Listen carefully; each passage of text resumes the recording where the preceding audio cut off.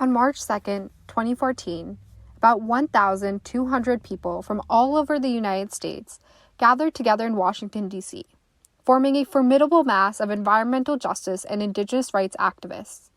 With large cardboard signs reading, "Stop the Pipeline," and "People over Pipelines," the activists marched from Georgetown University to the White House in a loud and proud manner.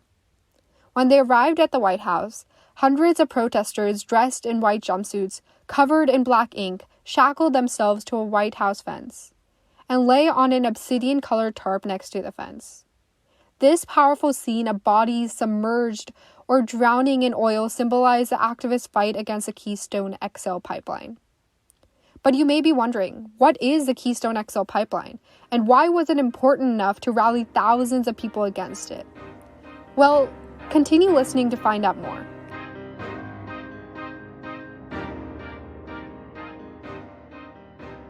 My name is Ishika Kothari, and I'm the host of the Pipeline Podcast.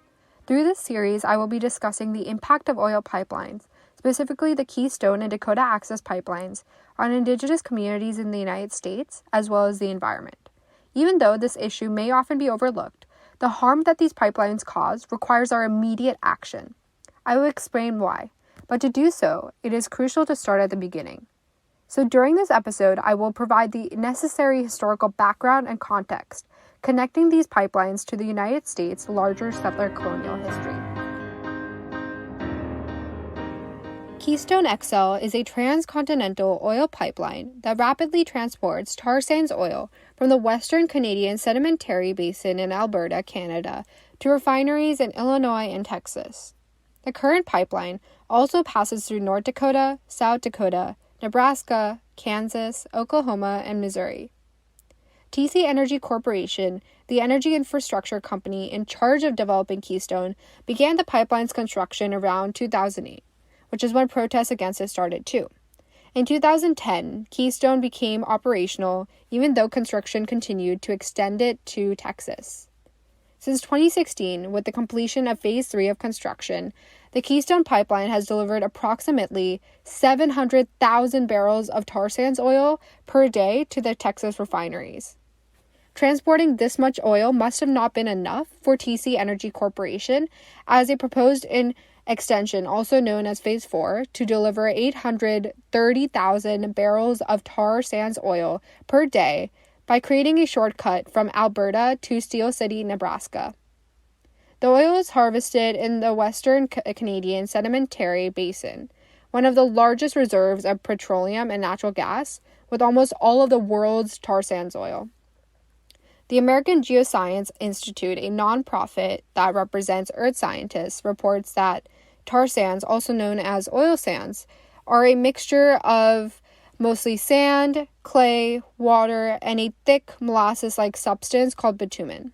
Bitumen is made of hydrocarbons, the same molecules in liquid oil, and is used to produce gasoline and other petroleum products. This oil passes through and nearby indigenous lands, such as those of First Nations in Canada, Pawnee, Ponca, Fort Belknap Indian Community, specifically the Assiniboine, also known as the Dakota peoples, and Gros Ventre, also known as the Ahani tribes, and the Osheti-Sakowin, that includes the Lakota, Dakota, and the Dakota peoples.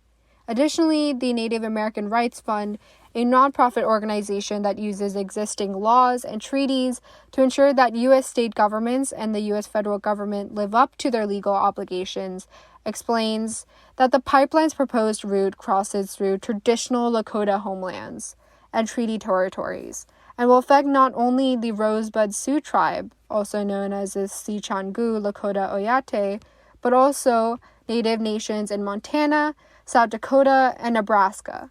It also endangers the Ogallala aquifer, which supplies water to native and non-native users, and agricultural needs on the high plains in 8 states.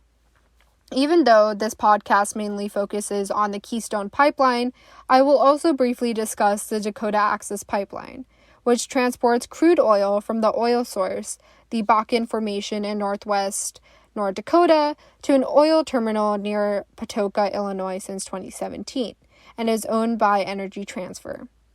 In crossing North Dakota, South Dakota, Illinois, and Iowa, the pipeline impacts and passes through the lands of Standing Rock Sioux Nation, Oceti-Sakowin, that includes the Lakota, Dakota, and Nakota peoples, the Cheyenne River Sioux tribe, and Muskogee Nation in Iowa. Therefore, this pipeline also gave rise to large protests with pan-Indigenous support.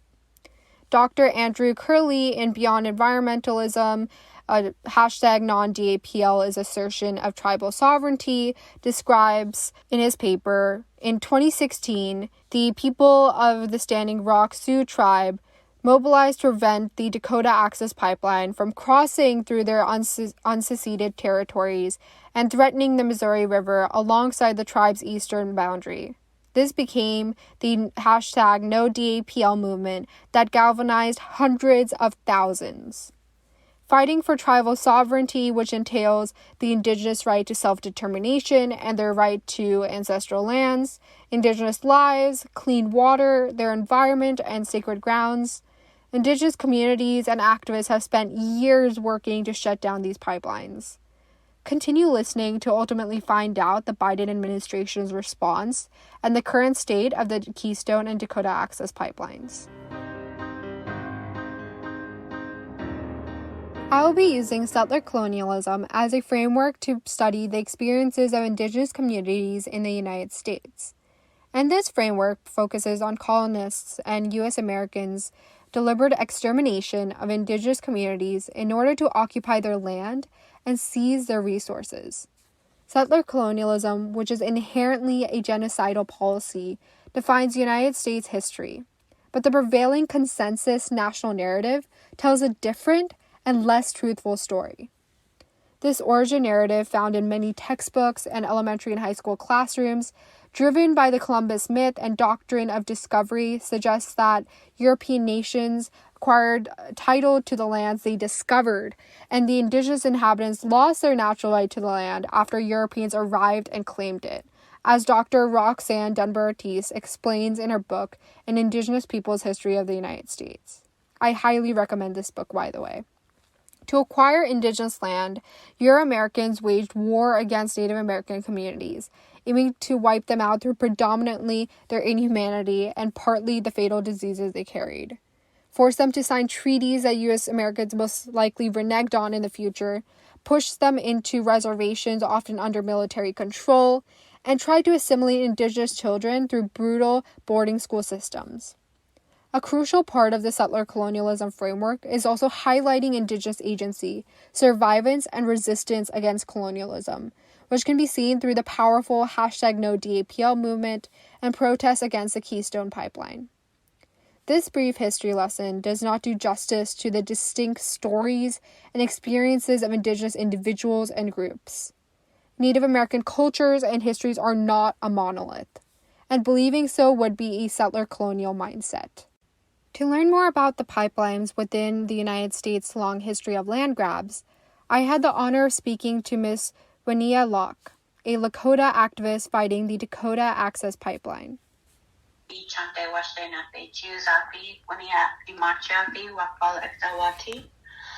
My name is Winia. I'm on the South Dakota side of Standing Rock.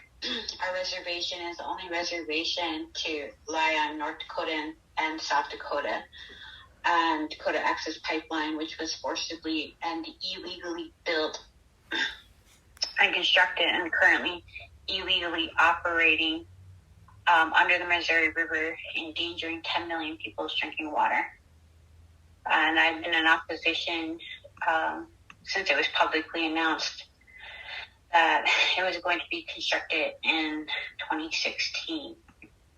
Discussing U.S. Americans' unjust extraction and exploitation of indigenous natural resources, she explains, all of our natural resources have been stolen for the past 500 years. And that's one thing that just really aggravates me. They're like, why is reservations and indigenous treaty areas so disenfranchised? Why are they're still in poverty?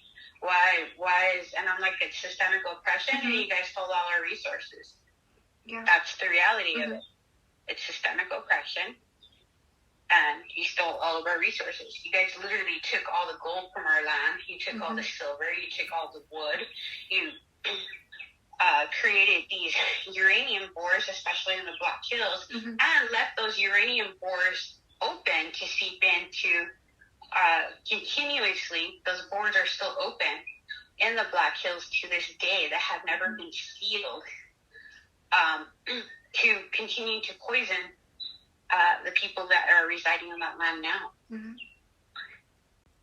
Settler colonialism is not a thing of the past, as it still continues today in combination with capitalism, which allows for government-supported corporate exploitation and seizing of indigenous land and natural resources.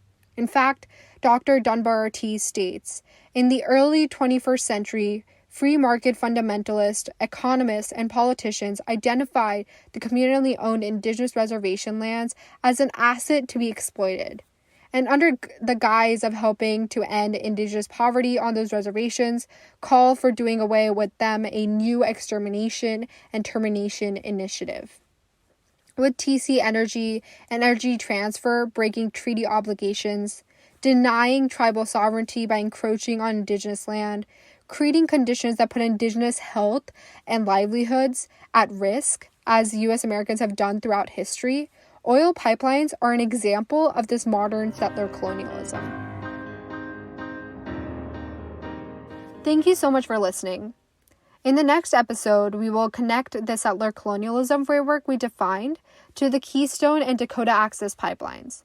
In discussing their impact and history more specifically, we will hear from the first-hand accounts of Indigenous activists fighting the pipelines and finally find out what is happening with the pipelines in 2021.